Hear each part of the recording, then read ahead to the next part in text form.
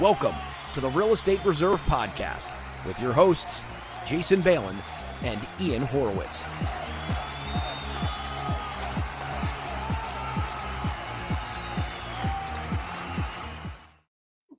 What's up, Ian? What's up, man? How you doing?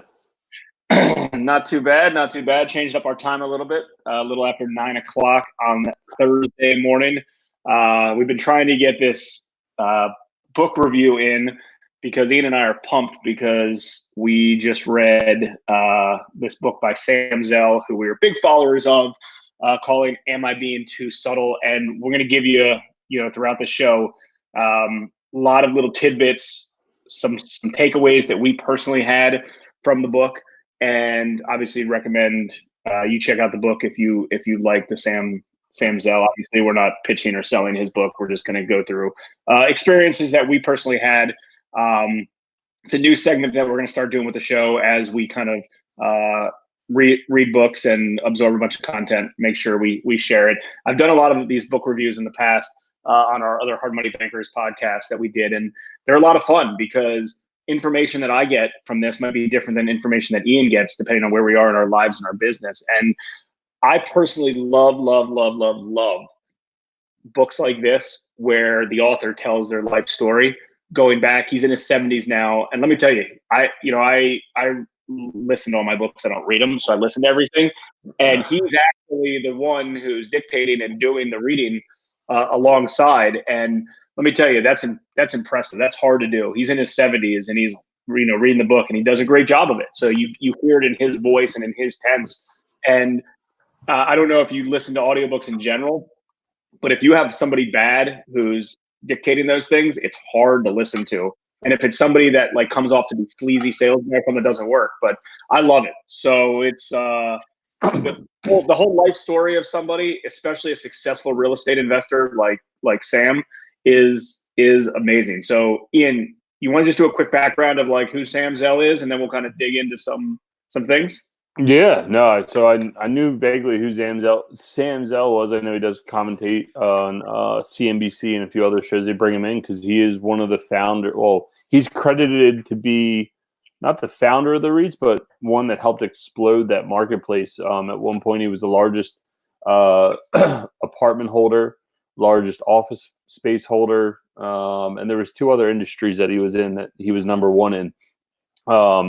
And he takes his life story all the way back to when his parents were fleeing Poland and the adversity that they went through. And you can almost see the immigrant story through the way he tells it, even though he's not technically an immigrant. He might have been conceived during their immigration, but, you can really tell that he grew up in a family that was challenged, and those challenges forced them to, bounce back on their feet and, take extraordinary measures. And I think that gives them a competitive advantage in business sometimes. I think those that, come from an affluent family sometimes can be, they don't have that same drive or fire versus somebody that, has to do it, out of need. And I think that's what he saw from his father, and you got to remember, it was a different time back then, the way things were, just his father and son dynamic between him and his father, and seeing that and seeing I don't want to say the strictness, but just the lot more. I don't even know how to put the words, but you could tell that there was like he was trying to prove himself to his father and trying to really break out, and I think that helped force him to get where he was. You fast forward the story from his parents fleeing Poland from Nazi Germany. It was funny, and we'll stop right here. But when he talks about how like his dad was smart enough to read the paper every day and stay up with current affairs to realize this was going to go down in his own country. And I think that's relatable to today with our own capital markets, whether it's real estate or you invest in the stock market or wherever it is. If you don't understand what's going on in the rest of the world, like had you been paying attention to coronavirus in China and that shutdown and the potential to happen here, there's a good chance you might have shorted the market or you might have slowed down your buying criteria. I thought that was a really interesting point. Yeah, well, the good part about this book in general is it's so related to real estate deals in general. I'm a big fan of Warren Buffett's model, and I read a lot of the stuff on Warren Buffett. I'm sure a lot of you guys who are listening or watching do as well. But a lot of the Warren Buffett stuff is related to him purchasing businesses, fractions of businesses through stocks or actual full businesses. In this particular case, it's all about real estate and mostly multifamily in general. So it's just so relatable because of that. And he goes through the structure of a lot of the deals, how he found them, how he partnered with people, how he raised capital for them. It's really interesting. So I'm into that stuff because I'm a deal guy, but also an investor at the same time. So I see both sides of it. I love it. Yeah, and it was crazy when he started to talk about, I guess when he was at University of Michigan, that's kind of when he lit his fire and really started to want to do deals. And here's a guy that's a billionaire, and he's telling a story of us having the same exact struggles that we have today: capital constraints, finding deals, trying to get deals across the finish line. He was talking about when he was trying to develop these apartments for student housing up by the University of Michigan. Whether he couldn't get capital from, his dad was his first go-to, friends and family, trying to get capital out of his own father, or to the point that the lady wouldn't sell the house because her brother wanted to walk to the bars every day. It's the same stuff that we go through on a daily basis, Yeah, it was individual negotiation and one-off people skills that, made him kind of who he is. So if anyone's read this book, I'd encourage you to comment any thoughts that you have. Just comment below your thoughts that you have on the book, maybe some takeaways that you had. The best part about reading is we all have different takeaways. I get something different out of this book than potentially Ian does, and vice versa. And that's the beauty of, it's the beauty of it. So I'm curious to see what other people, have takeaways. So there's a few key things that I took from him. And Ian, you're 100% right, related to how his struggles today are the same struggles that we all have, getting deals to the finish line. Time is of the essence. He has a story about an attorney who wasn't trying to sabotage the deal, but he wasn't on the same timetable that these guys were. And he was like, listen, man, I have to get his deal to the table tomorrow. If we have to stay up all night, we'll do it. And there's stories of him spending 48 hours straight and sleeping under a table at a settlement in order to negotiate. Now, obviously, these deals are a lot bigger than the majority of the deals that we all do. But at the same time, it's very, very relevant because they have this, you have to find a deal. You got to partner with somebody potentially. You got to raise capital for the deal. You have to make it a win-win situation. And, based on so much of the things he talks about, you could see that he was in it for the long play. He wasn't trying to squeeze, one extra dollar out of somebody just to screw them out of a deal, because it's interesting. Most of his deals were done by the same parties. He would buy deals from the same sellers who potentially were unloading. He had stories about unloading and purchasing properties from the same buyers every 10 or 15 years because some of these guys were straight deal junkies and they bought. And then as recessions would come through, they would look back and be like, you know what? I'm going to get rid of some of these deals because I'm not equipped or capitalized for them anymore. So he would go and buy those deals. So he had the same sellers. He had the same buyers. He had the same partners. He had the same bankers. He had the same private capital investors. It's so relevant to everything that we all do in real estate investors in investing locally. We all share the same principles and we're all in it for the long term, and you got to be in for the long term. Listen, real estate investing in general, there's a low barrier to entry. Anyone can go and do a deal, wholesale a deal, buy a flip, whatever. But the longevity of it and turn it into a real business is the hard stuff. So, one quick thing related to partnerships, because partnerships were huge and he was very loyal to a lot of his partners. One of the crazy things that he said that, I would probably not recommend, but I understand the point of it, with so many of these partnerships, he never had partnerships agreements, with Jay Pritzker, with a lot of his his other I forget his name, his partner that, bought into the company and then they own 50-50, throughout. They didn't even have partnership. They didn't have partnership agreements. Hold on. Let me scroll this back up here so everyone can see what we're talking about. Okay. And it was we didn't need partnerships. It was a handshake. And I agree with that. And I think in general, the principle of like not needing a partnership, because if you believe your partner is going to screw you, or you believe that you're going to screw them, or something happens, like you have to have those principles in place, because you're not going to have the right partner. Everyone's had a bad partner in a deal. It might not be their business partner, but they've had a bad partnership or a bad deal go bad for one reason or the other. So like his whole principles of like, it's got to be on a hand, he didn't really want it to be on a handshake. It's just kind of like they started doing business, they started doing deals together. And then next thing you know, they wake up 3 years from now and they got $100 million worth of real estate.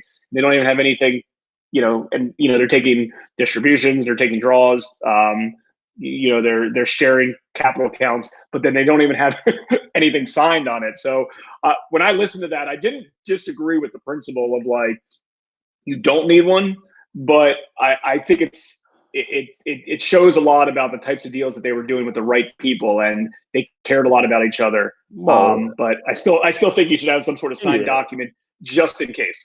I think he was, it's first off a different time. He was he was shadowing or forecasting the utopia of the partnerships that he had, and I'm sure as he got more sophisticated, there was more operating agreements, but.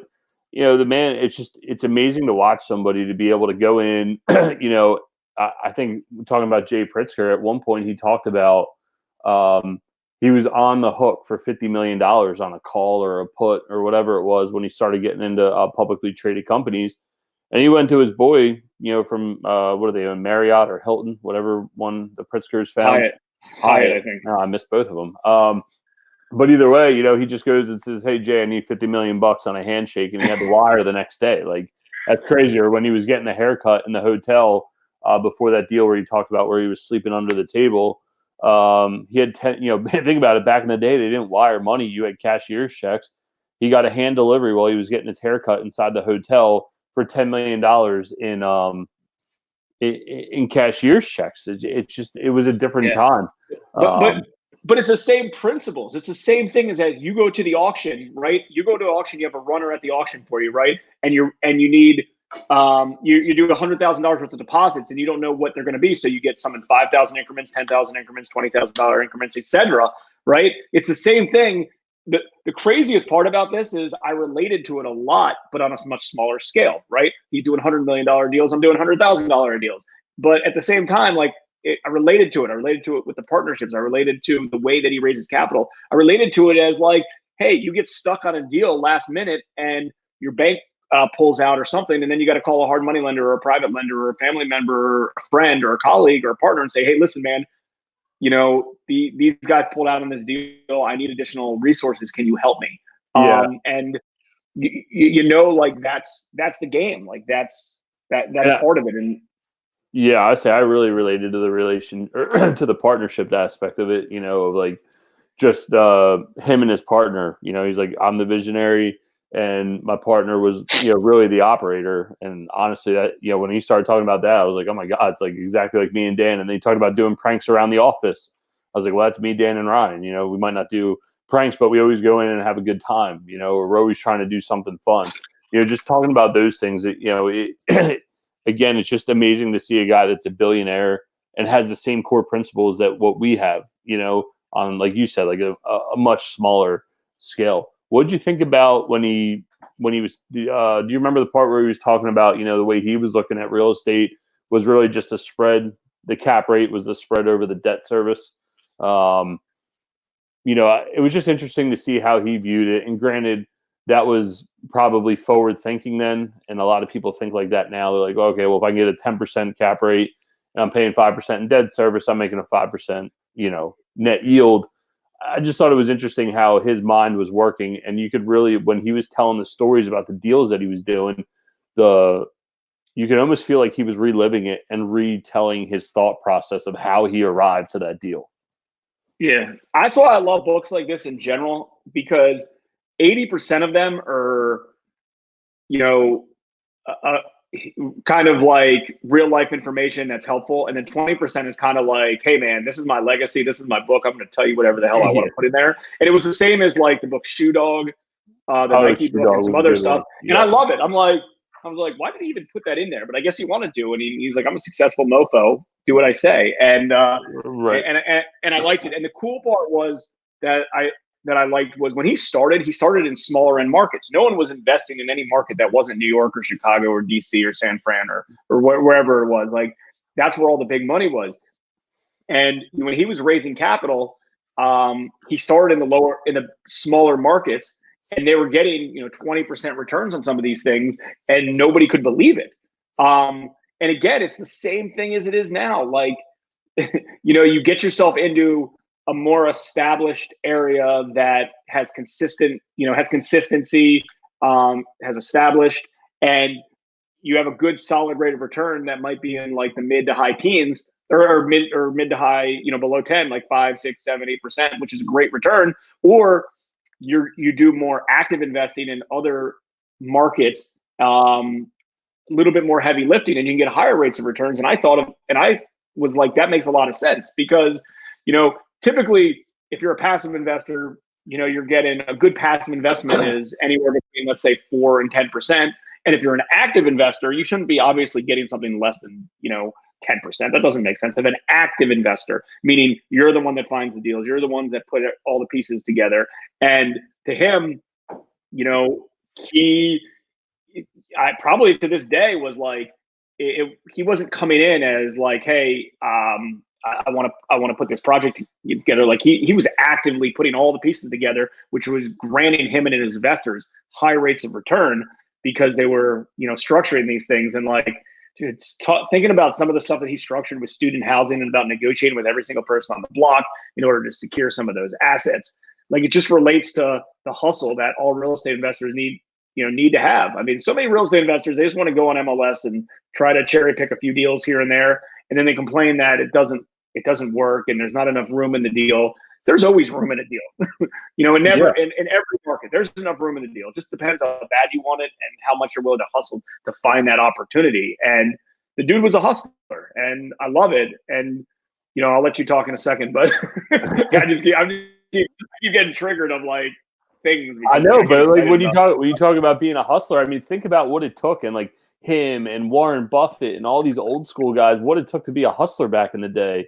I think he brought it up in his book. He's like, yeah, you guys just go on Google, right? And like you jump on the internet, you find what you want. And he's like, I had to go to the magazines or the newspapers, look up the ads, see what was for sale, see what the comps were. You know what I mean? It was the same thing Warren Buffett talked about. He talked about having like that huge phone book of stocks and what their index prices were. They didn't have Zillow or MLS or although they did have an MLS. Sam said a local MLS, but it wasn't as built out. Yeah, we have the online resources that they didn't have back then, and everything was a meeting. Everything was like, hey, I want to come to your office. I want to meet you for lunch. I want to do this. I want to do that. And we've talked about this in the past, but you take the new school to the old school, you take the online to the offline, and that's how deals are made, right? Instead of doing stuff the old, the new school way of technology, which is great, utilize that to your advantage, but then you bring it back home to old school, sitting in people's kitchens or meeting for lunch or coffee to negotiate deals. Like that's where it's at. That's how relationships are built. Well, Zach Bryan just talked about it the other day. He said, when was the last time you received a handwritten note? You know what I mean? So to employ some of those tactics, and you fast forward through his career, and I would be interested to hear what your thought on this is, because I know my thought, and I think it's true, but Sam talks about, he's like, real estate rates were compressing. Japanese money came overseas, which is still an issue today when you get into the large capital markets. He talks about overseas money coming in and, basically blowing up everything he was doing, and him and his partner were getting bored, which I think a lot of us leading up to the coronavirus were saying, well, rates are, real estate's hard. What else can I go do? Right. And then he says they realize that are we good real estate operators or are we good entrepreneurs? And then they bridge that gap, and off they went, starting to go buy and rehab businesses, which is the same principle. I know me and you both listened to a podcast from Jay Scott, one that he did where he interviewed a guy that all he does is rehab businesses. What's your thought? Do you think if you're a good real estate operator, you're ultimately a good entrepreneur and a good businessman, and you could bridge that gap to go be a businessman? I think if you're a good hustler operator, you understand the principles of finance, you understand the principles of everything, that absolutely you can do it. You can do whatever. I mean, I've already talked about, when I do hard money private lender calls, and I network with a lot of other hard money lenders throughout the country, and they say, so many of them are like, oh yeah, I only do loans for experienced investors. I don't do any newbie deals. And I'm like, first off, some of the first time investors that I've worked with are the best. And the reason why is a lot of them come from, corporate America. A lot of them own other businesses. A lot of them are still hustlers and deal hustlers, and they have resources. And those are, if you're successful in one industry, in my mind, I believe you can be successful in another industry if you're passionate about it, obviously. And it's the same key principles. Every time we talk about marketing, raising capital, funnel, building lead funnels and things like that, it's the same thing. It doesn't matter if you're doing it with real estate, or if you're doing it with a pizza shop, or if you're doing it with a hair salon, or if you're doing it with whatever. Doesn't matter the company. You need all those things in place. So the good part about real estate investing in general is doing one deal. There's not a huge barrier to entry, and it's not all that hard to begin with. Like if you wanted to, it doesn't, depending on the situation, it might not even be all that capital. It might not even all that much capital that you can rent. Like if you were going to set up, I don't know, we'll name a business. Like if you're going to set up a pizza shop. If you're going to set up a pizza shop, well, guess what? You're going to have to sign some sort of lease. You're going to have to learn a lot about the business. You're going to have to buy supplies. You're going to have employees, because chances are it can't just be you yourself. So like there's a lot more risk, and potentially a lot more margin, lower margins on those particular deals than real estate or other businesses in general. So like, I think in general that if you can be successful and the principles of the business, everything. I'm not talking about like, oh, hey, I know how to find a good deal. Can you find a good deal? Do you know how to run construction? Can you put systems and processes in place? Do you know how to raise capital? Do you know how to build relationships? Do you know how to create partnerships?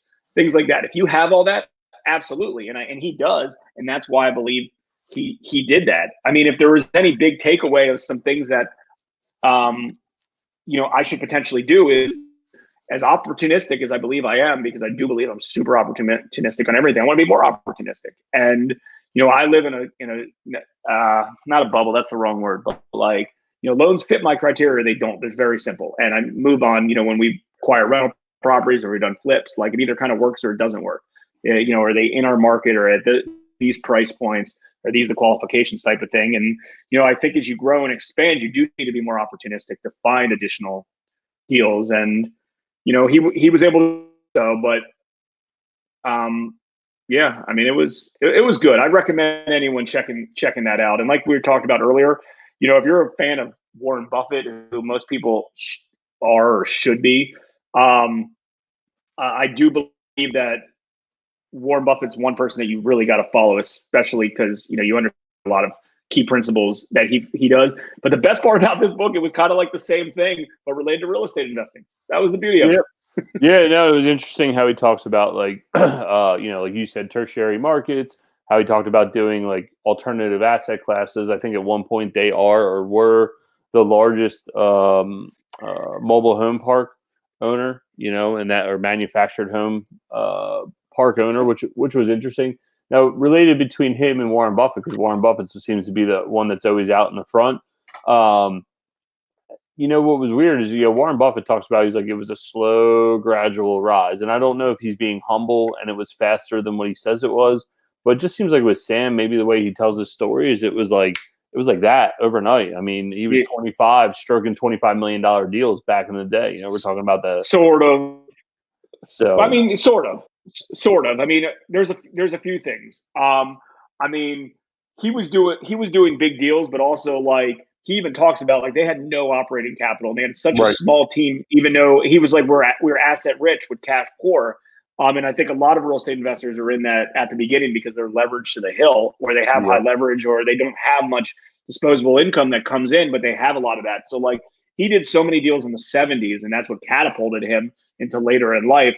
But like, he was reliant on appreciation. So it was the same thing as like, Warren Buffett was in a similar situation. If you look at Warren Buffett's net worth chart, it was like this, and then he got into his 50s, and then it was like that because he was doubling his money every few years. things like that. So I agree. He didn't describe that.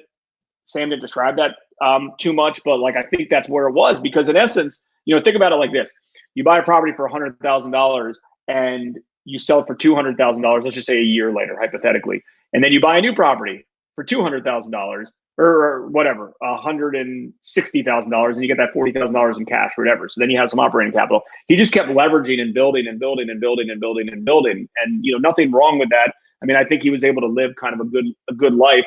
But like, it was kind of like a Warren Buffett life. It wasn't like he was a super rich dude. He had a lot of assets. He had a lot of businesses, and there's to be something to be said about it. Like, he didn't need to. Like, what was he going to do if he cashed out and had $1 million, in cash? What's that accomplish? What would that accomplish for him? So he just kept he just kept building and building and building and building it. Yeah, no, I definitely enjoyed the story. I personally like, and my favorite podcast besides this one and Brotherhood Buffs, Fresh Pot. But other than those two podcasts, how I built this, because it's founders' stories. And it's interesting how you can relate every business back to your own. Or like what you said at the earlier part of this is like what I took away from this versus what you took away potentially are two different things. I personally took away that, having the right partner, number one, works, which I checked off in my box. Number two is that, he grinded it out, and then, I guess I did take that away, that he did grind it out, and, having asset rich and cash poor, it's a relatable thing that we all go through. And number three is just to enjoy life, man. Like, those were the three main points that I took away with. And it was just interesting to see how he created that and related it back to his own business. And how I took away and implemented it. And just, even if there's a few things, of like, at some point of saying, maybe our portfolio, instead of selling it, we do a merger with somebody, or, our portfolio at some point, consistently grows and grows and grows, can you get to the capital market, and it was inspiring to see a guy that started out the same way that we did. Granted, times were different back in the day, but the same size, and did the same thing, went door knocking, went and wholesaled houses, trying to get all that land together and aggregate it to develop it, and then going to ring the stock market bell one day. Like, that's pretty cool. Do I have those aspirations anymore? I don't know. It seems fun, but it comes with a whole nother level of responsibility. And he did talk about the stress and the drama that he went through, and, losing a wife over, he said, I think I chose my business over my first wife, and you could tell there was some pain there. And it was just, it's interesting what you take away from those things, and it kind of puts you back into a reality check. Yeah, Chase, good comment, 100% right. So the first time I actually heard about Sam Zell was on Tim Ferriss's podcast, and it's interesting because Tim Ferriss isn't actually the one who interviews him. It's actually somebody else who interviews him on the podcast. But either way, it was great, and it was like, that's a 2-hour podcast. That was one of the first times I heard of Sam Zell, and then I Googled and stalked him and did whatever, because I was like, this is perfect. And just, if you have not read the book yet, that podcast is a very, very, very good overview. It's like 60-70% you'll get from that podcast, but I still recommend reading the book because he goes into a lot more details on everything. So good point. Good point on that. And you know what I just realized? Did we even tell the audience, everybody, why his book's even called Am I Being Too Subtle? I was gonna start, and I forgot about that, because you hear that and it's like, yeah, that's not all that interesting. And he starts it. The first paragraph of the entire first book is about, am I being too subtle? And that's it. And then he goes on. So what he means by that in general is he's a very direct person, and he likes to explain things and communicate, and he takes pride in being a good communicator, which is one of the reasons he can do a lot of good deals. So the reason he wrote what's it called? I titled the book, Am I Being Too Subtle? Is he wants to make sure that, like, this is exactly how it is. I want to make sure this deal is a win-win situation. I want to make sure we're communicating correctly. If we're not communicating, like, I want to make this crystal clear of what I'm trying to explain to you. And he prides on being able to communicate well with people to make sure this is exactly how it is. You might like it, you might not like it, but this is exactly how it is. Let's make sure we're on the same page so there's no misunderstandings in the future. This is how it is. So I loved it. I agreed, because one of the things that we work with, internally with some of our staff as well as clients and things like that, is like, I want to make sure when you communicate with somebody that you don't have to do 3 calls or 3 meetings that can be accomplished on one time. When we have new loan officers that potentially work with us, it's not like, all right, cool, well, let me do this. It's like, ask every question, spend the time up front on a transaction. If you're working with a tenant, a seller, anybody in business, get all your questions answered ahead of time. Be prepared. Get on the phone, get in a meeting and talk and go through everything. You don't want to have to go back and forth and back and forth and back and forth. It drives me freaking crazy. Get on the phone. Now's the best time to do it. And let's go through everything. Even if it's a 20-minute conversation, let's get everything done out of the way right now and communicated. So you don't have to go back and forth people. No one wants to get badgered back and forth about a scenario. Like, let's go through it all right now, get it all out of the way so we know it. So, all right, man, Ian, this was good. I think we both had a lot of passion for it. We'll continue these book reviews as we continue to read more books or listen to podcasts or things like that. I think sharing stuff with everybody is important, and I think there's no better way to learn than to follow someone who's got a lot more experience than we all do. And it is somewhat, and it also feels good, when he talks about things that we're currently doing inside our businesses, because it makes you feel good. It's like, oh wow, I'm on the right track. And then the stuff that he's doing that you might not be doing, you look back and say, okay, these are things that I can change. Yeah, you just sparked another topic. We're not going to go deep on it, but business is hard. Sometimes you feel like you're lonely out there, and to hear, like you said, like to hear somebody that's going through the same struggles, that's tenfold, if not 100-fold more successful than you are, to have that affirmation that he went down the same path or he had the same struggles. Doesn't matter what industry is, whether it's capital, it's people, it's operators, it's bullshit lawyers. Again, that story about him with the lawyer, the one where they weren't on his side, and then the other one where he was like, yo, dude, you're just burning my fees up. And then the lawyer screwed up the documents. I've had that same PTSD, into his favor. And then he messed with them because he held him as hostage until he apologized and wrote a letter to him. So, all right. So, hey, who do we got tomorrow real quick, and then we'll call it quits. Tomorrow we got Martin. He will be on at 12:30. He's in the note industry. He buys defaulted mortgages from banks and works with homeowners to get them reestablished and get their payments on track. We're going to learn about how he does that business and why he chose that over real estate. And then second fold to that, he went out and did the Dream 100 the right way. And he went out and found Grant Cardone, and he will be interviewing him here shortly. So I'd love to hear that story, how he got connected, and how a guy just like us is able to interview Grant Cardone. So that'll be super exciting. All right, guys, what time is that tomorrow? 12:30 tomorrow. I see Sean Little's on here. Sean, you got to jump on here. Let's set it up. Let's have you on. We're always interested in interviewing realtors. Love to hear what you guys have to say about the market. All right, everybody. Until next time, take care. Thanks again. We'll see you tomorrow, 12:30. Don't be late. Thanks for tuning in to the Real Estate Reserve Podcast. Do us a favor and like, comment, and share our broadcast. It helps the algorithm and helps us